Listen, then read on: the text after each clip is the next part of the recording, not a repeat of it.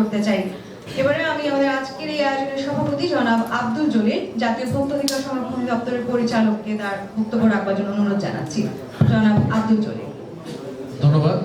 আমাদের অনুষ্ঠানের প্রধান অতিথি সম্মানিত মহাপরিচালক জাতীয় ভোক্তা অধিকার সংরক্ষণ অধিদপ্তর এবং মঞ্চে যারা উপস্থিত আছেন এবং সম্মানিত যারা অতিথিবৃন্দ এবং সাংবাদিক ভাই, উৎপাদনের দিকে নিজেকে যুক্ত না রাখি, যেটা আমাদের দেশবাসী ক্ষতিগ্রস্ত হবে অথবা প্রতারিত হবে।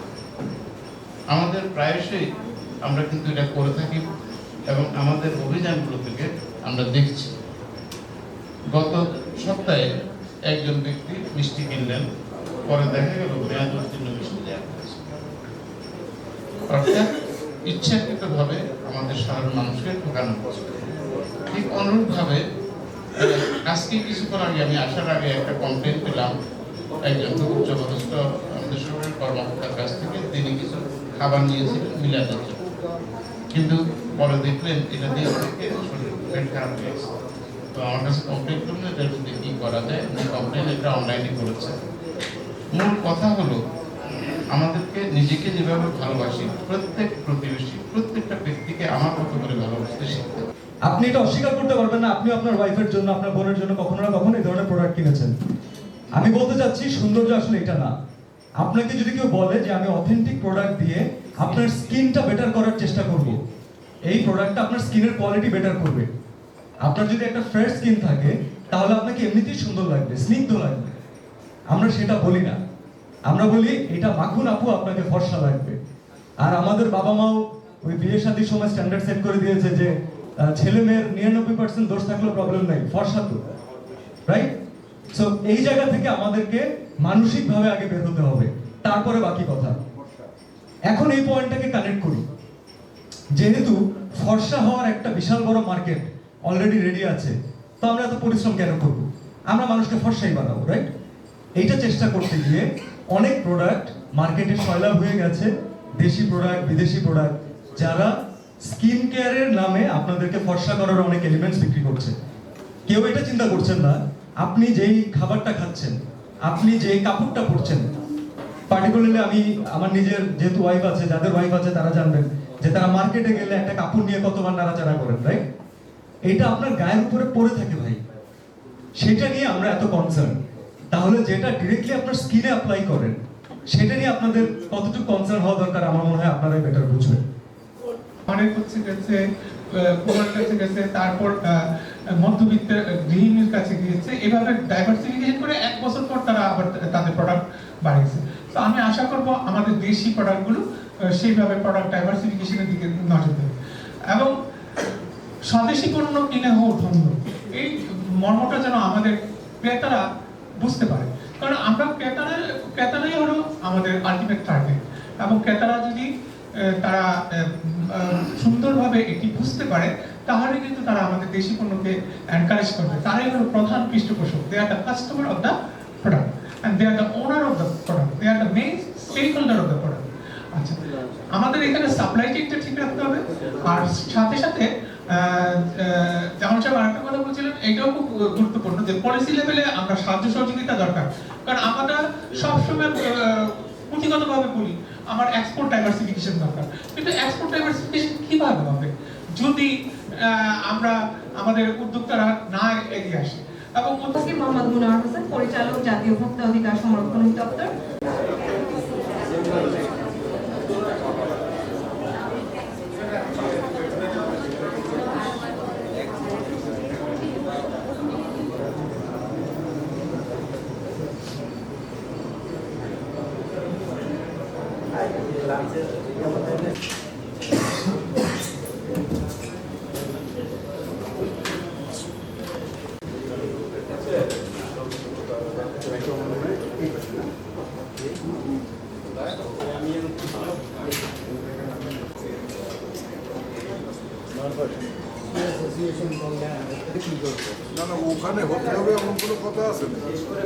অধিদপ্তর আসন গ্রহণ করেছেন, আপনাকে আন্তরিকভাবে ধন্যবাদ আজকে আমাদের মাঝে উপস্থিত হবার জন্য। এবং একটি কথা দেখতাম দুবাই এয়ারপোর্টে বিরাট লাইন লেগে গেছে, সব বাংলাদেশের একটা গ্রুপই ছিল যারা মানে সপ্তাহে 2 বার যাওয়া আসা কমেন্ট করে। এবং তারা লাগেজ ভরে ভরে এইসব নিয়ে আসছে, কসমেটিক্স। তো এই যে এই ব্যবস্থা, এটা তো মানে নকলের বাইরে এই যে চোরাই ব্যবস্থা, যেটি আসলে ট্যাক্স ডিপার্টমেন্টকে ফাঁকি দিতে পারে, এই সব নিয়েই আমাদের আসলে কাজ করার আছে। আমরা যদি আমাদের দেশটাকে, এখানে যারা আছেন এখানে তো বিদেশি নাই, আমরা সবাই বাংলাদেশি, আমরা সবাই চাই এমন একটা দেশে বাস করতে যেখানে এই মার্কেটে এইসব নকল প্রোডাক্ট থাকবে না। আমাদের সন্তানেরা তারা নিজেরা নিজেদেরকে উদ্যোক্তা হিসেবে গড়ে তুলতে পারবে, এবং যদি তাই হয় তাহলেই একটা দেশের ইকোনমি কিন্তু সেটি একটি শক্ত ভিত্তির উপরে দাঁড়াবে।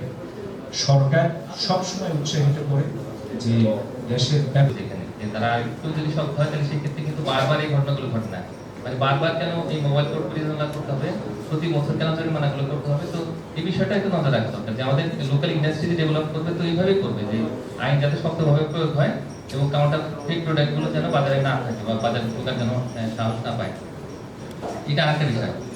আর তৃতীয় বিষয়টা হচ্ছে যে আমাদের এই যে এত বড় একটা মার্কেট, এই মার্কেটে যে সম্ভাবনা, সেই সম্ভাবনাগুলো কাজে লাগানোর জন্য আমরা যথেষ্ট গবেষণা করছি কিনা, এই বিশেষ করে আমাদের যে বিউটি প্রোডাক্ট এবং স্কিন কেয়ার প্রোডাক্ট, তো সেইখানে ইতিমধ্যে বড় কিছু ইন্ডাস্ট্রি আছে, তো তারা কাজ করছে, কিন্তু সব মিলিয়ে আমাদের এই মার্কেটে যেমন বড় বড় পটেনশিয়াল রয়েছে ডোমেস্টিক্যালি, তেমনি করে আমাদের কিন্তু একটা বড় গ্রুপ রয়েছে দেশের বাইরে, হ্যাঁ, যে 2 কোটির মতো মানুষ তারা কিন্তু দেশের বাইরে আছে, মধ্যপ্রাচ্য সহ বিভিন্ন জায়গাতে। তো তাদের জন্য আমরা এই কোনো মার্কেটকে এক্সপ্লোর করছি কিনা সেটা কিন্তু দেখা দরকার, এবং সেটার জন্য আমি আশা করি যে যারা গবেষক রয়েছেন বা যারা এই মার্কেট নিয়ে কাজ করেন, গবেষণা করেন, তো তাদের একটা বড় একটা আগ্রহের জায়গা হওয়া উচিত। আমি মনে করি এটা তাদের করে কিন্তু আমাদের যেমন দেশের ভিতরেও একটা মার্কেট গুলো যে এক্সপান্ডেড হবে এবং এর পাশাপাশি বিদেশেও আমরা কিন্তু এই পণ্যগুলো রপ্তানি করতে পারবো। আমরা সব রকম, এমনকি ওই বিজ্ঞাপনের যিনি মডেল আছেন তিনিও শাস্তির আওতায় আসবেন। আশা করি মুক্ত অধিকারের কর্মকর্তা আমার সঙ্গে একমত হবেন। কিন্তু আমরা কি একটি উদাহরণ কি পেয়েছি এ পর্যন্ত? নারকেল তেলের কতটুকু অংশ নারকেল দিয়ে উৎপাদিত হয়? বিএসটিআর কর্মকর্তা এখানে আছেন। 80% নারকেল তেল আমরা যেটা ব্যবহার করি এটা তো লিকুইড করা, অথচ সেটা অনুমোদিত হচ্ছে, বাজারজাত হচ্ছে, আমরা এটা যেভাবে হোক দেখেও না দেখার ভান করছি। দ্বিতীয় প্রশ্ন হলো যে সর্বজনীন প্রযুক্তি মানসম্মত পটেনশিয়াল বা লোকাল ইন্ডাস্ট্রি গ্রো করে কিভাবে সেটা নিয়ে। আরেকটা হচ্ছে যে আমরা টাকা দিয়ে একটা স্বাস্থ্য ঝুঁকি কিনছি, মানে স্পেন্ডিং মানি ওয়াইল তো এই যে বিভিন্ন আমাদের যে ফিল্ম ইন্ডাস্ট্রি বা অন্যান্য সেক্টর প্রচুর ইউজ হচ্ছে, কিন্তু আমরা এই সেক্টর নিয়ে তেমন রিসার্চ করি। আমাদের অনেক অ্যাসোসিয়েশন চেম্বার আছে, তারাও স্পেসিফিক এটা নিয়ে রিসার্চ তো করে নাই যে এই সেক্টরটা কিভাবে লোকালি গ্রো করতে পারে, এটা একটা বিষয়। এবার রিসেন্টলি আমি আরেকটা স্টোরি করেছিলাম যে আমাদের হার্বাল এবং হালাল কসমেটিক্স নিয়ে গ্লোবালি এটা প্রচুর ডিমান্ড বাড়তেছে, কিন্তু আমরা সেই বিষয়টা নিয়েও কিন্তু খুব একটা ভাবতেছি না। লোকালি হয়তো কিছু কিছু কোম্পানি এখন করতেছে খুবই, সেটা ভালো। এবং আমাদের আরেকটা বিষয় হচ্ছে যে আমরা ফ্যাক প্রোডাক্ট বা কাউন্টারফিট প্রোডাক্ট নিয়ে কথা বলি। এই প্রোডাক্ট আমি স্টাডি করতে গিয়ে দেখলাম যে যারা ইম্পোর্ট করেন তারা কিভাবে চোরাই পথে মাল আনেন, বিশেষ করে ইন্ডিয়া বা অন্যান্য সেক্টর থেকে, এবং যেমন যেটা বলেন যে ডেট ওভার হয়ে যায়, তারপর হচ্ছে স্টিকার লাগায়, এবং দামের ক্ষেত্রেও হাত বদল হলে সেটা দাম চেঞ্জ হয়ে যায়, এবং কনজিউমাররা নানানভাবে মানে কি বলে ঠকে, এটাকে আমরা সহজ ভাষায় বলি ঠকে যায়। কিন্তু দেখা যায় 10 টাকা মাল 20 টাকা দাম রেট রেখে রাখতে ওইভাবে কেনে। এবং আরেকটা মজার বিষয় হচ্ছে যে আমি যে গুলশানে যারা ইম্পোর্টার তাদের সাথে কথা বললাম, তারা বলে যে 5 অগাস্টের পরে বেশ তাদের একটা মানে সেলস কমে গেছে। যার কারণ হচ্ছে যারা দুর্নীতি করতো তাদের একটা হচ্ছে প্রচুর লাক্সারিয়াস প্রোডাক্ট, কিন্তু সেটা কিছুটা কমে গেছে। তো তারা হচ্ছে দাম। আমি বক্তব্যের শুরুতেই আমাদের ব্যবসায়ীদের মহলের পক্ষ থেকে এখানে আসলে আমরা যারা বাংলাদেশে ব্যবসা বাণিজ্য করি, আমাদের জন্য ব্যবসা বাণিজ্যটা বাংলাদেশে আমরা সরকারের কাছে যে জিনিসটা চাই, আসলে দিন শেষে দেখি আমরা সরকারের কাছ থেকে সেই সহায়তাটা পাই না। ধরেন উদাহরণ দিয়ে যদি বলি যে আজকে জামাল ভাই যখন বলছিলেন যে স্থানীয় ইন্ডাস্ট্রি থেকে সরকারের রেভিনিউ বেশি আর্ন হওয়ার যেখানে সুযোগ রয়েছে, সরকার এমন কতগুলো নীতিমালা করে যেন এইখান থেকে এই আয়টা না হয়। কেন যতই আমাদের ভোক্তা অধিকারের ডিজি মহোদয় বলুক যে বা ওনাদের দিক থেকে যে ওনারা চেষ্টা করেন, ধরেন এই বাজেটের আগে আমাদেরকে জিজ্ঞেস করা হয় যে আপনাদের প্রস্তাবগুলো কি। আমরা যারা এখানে স্থানীয় উৎপাদন করি, আমরা সরকারকে বলি যেন আমাদেরকে সুরক্ষা দিয়ে নীতিমালাগুলো করা হয়।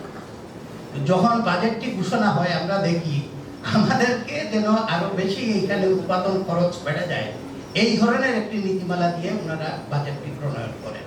সমস্যাটা আসলে ঘোরায় এইখানে আজকের সেমিনারে যে এজেন্ডাটা এখানে দেওয়া হয়েছে যে মানহীন বিদেশি পণ্যের এইখানে প্রশ্নগুলো আমার ছোট ভাই সিয়াম আছেন। সো প্রথমেই আর ধন্যবাদ জানাচ্ছি স্কিন কেয়ার অ্যাসোসিয়েশনের সেক্রেটারি জামাল ভাইকে আমাকে আমন্ত্রণ জানানোর জন্য। আসলে একটা জিনিস কিন্তু সত্যি যে আমাদের বাংলাদেশে যদি যে কথাগুলো শুনলাম মঞ্চে এতক্ষণ, যে আমরা সবাই কিন্তু একটা সুন্দর বাংলাদেশের স্বপ্ন দেখি, সবাই মানে সুন্দর বাংলাদেশ চায়। তো ঠিক তেমনি ভাবে কিন্তু নিম্ন আয়ের মানুষ থেকে যারা বেশি আয় করে সবাই কিন্তু সুন্দর হতে চায়। তো সেই সৌন্দর্যের লক্ষ্যে কিন্তু সবাই নানা রকম আমরা স্কিন কেয়ার ইউজ করি। ইভেন রাস্তায় যে পথ শিশুকে দেখি, আমি মাঝে মাঝে দেখি সেও কিন্তু লিপস্টিক দিয়ে ঘোরার চেষ্টা করে, সেও হয়তো ক্রিম ইউজ করে, আপনারা হয়তো খেয়াল করেন।